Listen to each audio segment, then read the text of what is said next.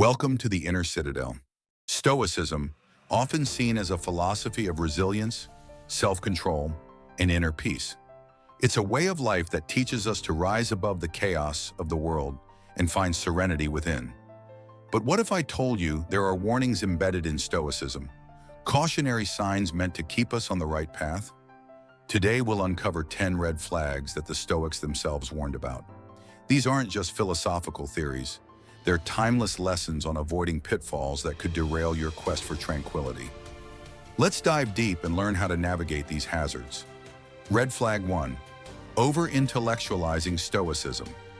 One of the first dangers in Stoicism is the temptation to over-intellectualize it. Stoicism is practical, meant to be lived, not simply discussed. When we get caught up in endless debates or treat Stoicism as an abstract theory, we risk losing the very essence of it.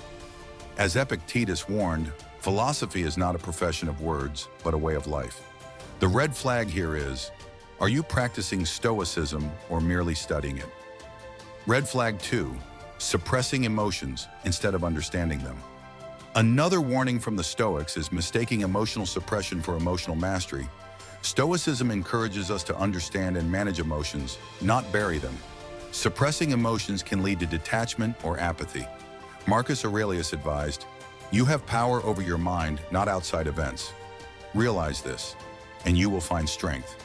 But beware, the red flag appears when you confuse strength with emotional numbness."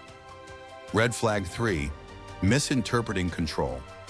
At the core of Stoicism is the dichotomy of control, understanding what we can control and what we can't. Yet a common red flag is misinterpreting this concept.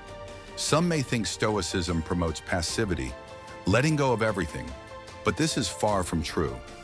The warning here is not to use the philosophy as an excuse to avoid action. Seneca reminds us, "Fate leads the willing, but drags the unwilling."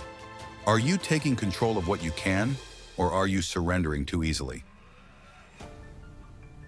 Red flag 4, confusing detachment with indifference. Detachment from outcomes is central to Stoicism, but there's a red flag when this detachment turns into indifference. The Stoics weren't indifferent to the world, they actively participated in it. Marcus Aurelius ruled an empire, and Seneca advised emperors. Detachment should not lead to disengagement from life. It's important to be involved while keeping inner calm. Are you living fully or hiding behind a mask of detachment? Red flag 5, becoming self-centered. Another warning the Stoics give us is the risk of becoming too self-centered. Stoicism teaches self-sufficiency, but that doesn't mean isolation or ignoring the needs of others. The philosophy emphasizes the importance of community and working for the common good. The red flag appears when personal tranquility becomes more important than the well-being of those around us. How do you balance your internal peace with external responsibilities? Red flag 6, perfectionism. Perfectionism can sneak into your practice of Stoicism, pushing you to be an ideal Stoic, unshakable and without flaws. But no one is perfect, and striving for constant Stoic perfection can lead to frustration and burnout. Seneca reminds us, "A gem cannot be polished without friction, nor a man perfected without trials." Watch for this red flag. Are you setting yourself up for disappointment by aiming for flawless Stoicism? Red flag 7, isolating yourself from emotions and relationships. Stoicism encourages emotional resilience, but this doesn't mean shutting off emotions or severing relationships. Isolation from others is a red flag. Humans are social beings. As Marcus Aurelius wrote, "What brings no benefit to the hive brings none to the bee." Be wary if your Stoic practice leads to loneliness. Are you isolating yourself emotionally in the name of Stoicism? Red flag 8, misusing Stoicism as a coping mechanism. Stoicism can help us through hard times, but there's a danger in using it solely as a coping mechanism, without learning from or addressing the deeper issues. When Stoicism becomes a tool to merely tolerate suffering rather than improve one's life, that's a red flag. Epictetus taught us to face adversity head-on and grow from it. Are you confronting challenges or just enduring them? Red flag 9, over-focusing on death. Stoics frequently remind us of our mortality, But there's a warning here as well. Over-focusing on death can lead to a pessimistic outlook. Memento mori, or remembering you will die, is meant to motivate you to live meaningfully, not dwell on death. Marcus Aurelius said, "It is not death that a man should fear, but he should fear never beginning to live." The red flag arises when reflection on death turns into fear or obsession.